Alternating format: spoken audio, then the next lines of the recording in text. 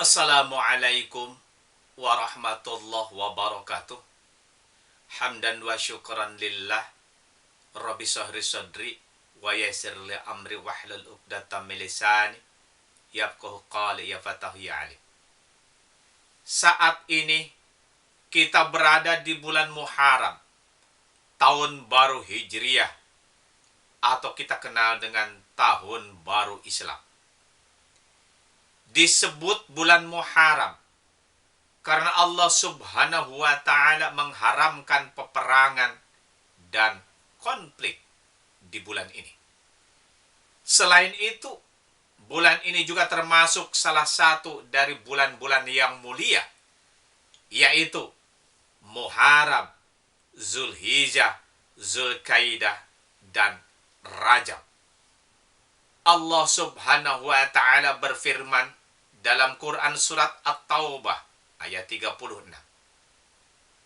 Sesungguhnya bilangan bulan pada sisi Allah adalah 12 bulan. Dalam ketetapan Allah, di waktu Dia menciptakan langit dan bumi, di antaranya 4 bulan haram. Itulah ketetapan agama yang lurus. Maka janganlah kamu menganiaya diri kamu dalam bulan yang 4 itu.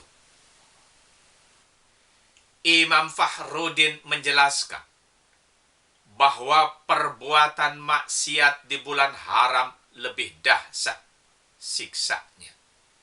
Begitu pula ketaatan kepada Allah lebih banyak pahalanya.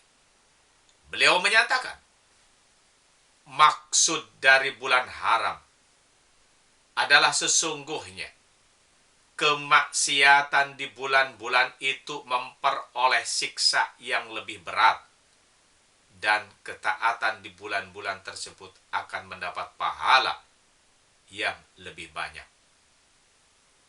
Di bulan Muharram ini kita disunahkan untuk mengerjakan beberapa amal kebaikan.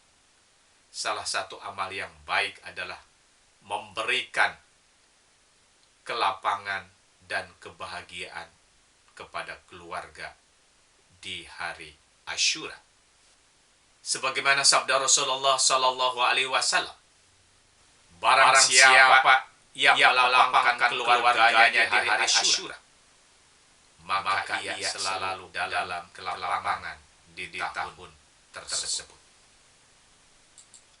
Maksudnya di hari Asyura kita dianjurkan untuk bersedekah dengan harta yang halal pada keluarga dengan mencukupi segala kebutuhannya, sehingga dapat membuat hati seluruh anggota keluarga menjadi tenang dan bahagia. Selain itu, di bulan Muharram ini kita disunahkan untuk berpuasa di hari Asyura, sebagaimana sabda Rasulullah Sallallahu Alaihi Wasallam dari Ibnu Abbas radhiyallahu anhu. Beliau berkata, Rasulullah Sallallahu Alaihi Wasallam hadir di kota Madinah. Kemudian beliau menjumpai orang Yahudi berpuasa di bulan Asyura.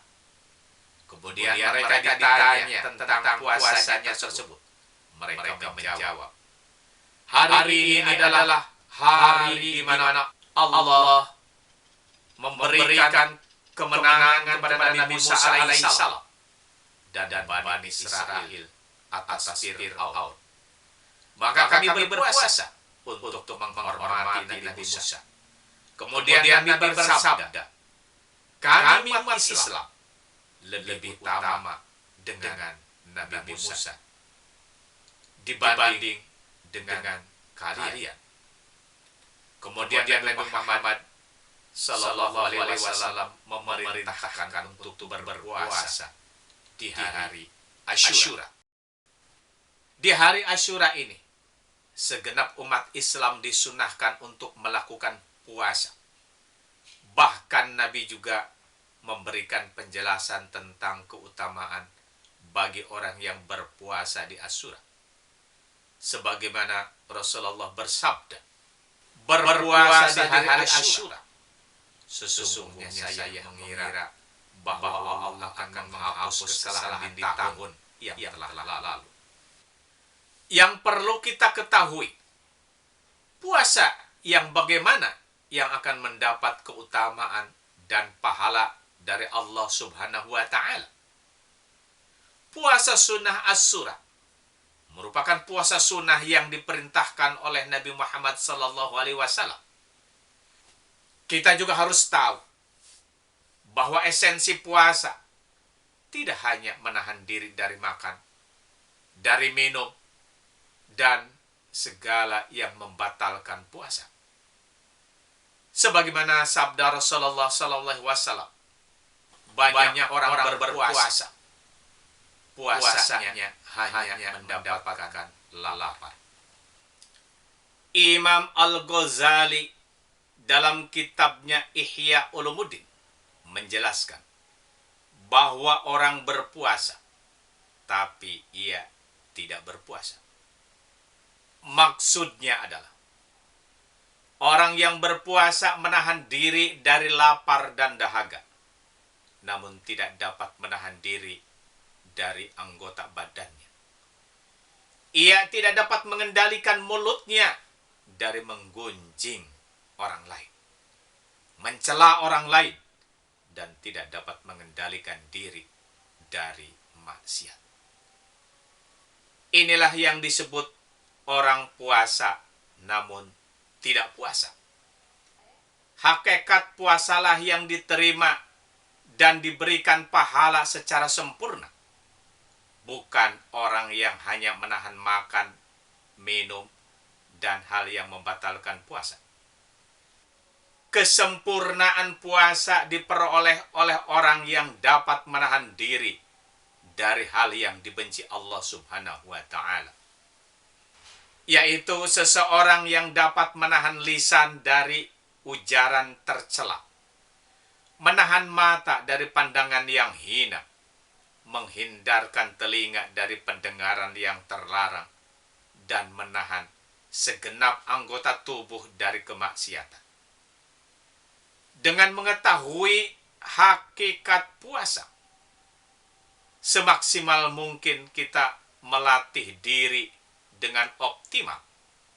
Karena puasa secara hakiki merupakan dasar ibadah dan kunci untuk menjernihkan hati dan mendekatkan diri kepada Allah Subhanahu wa Ta'ala.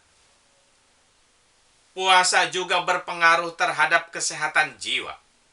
Karena puasa mendidik seseorang tidak hanya menahan makan dan minum, namun mendidik untuk menahan diri dari penyakit hati, seperti menggunjing, mencela, dan berbuat dusta.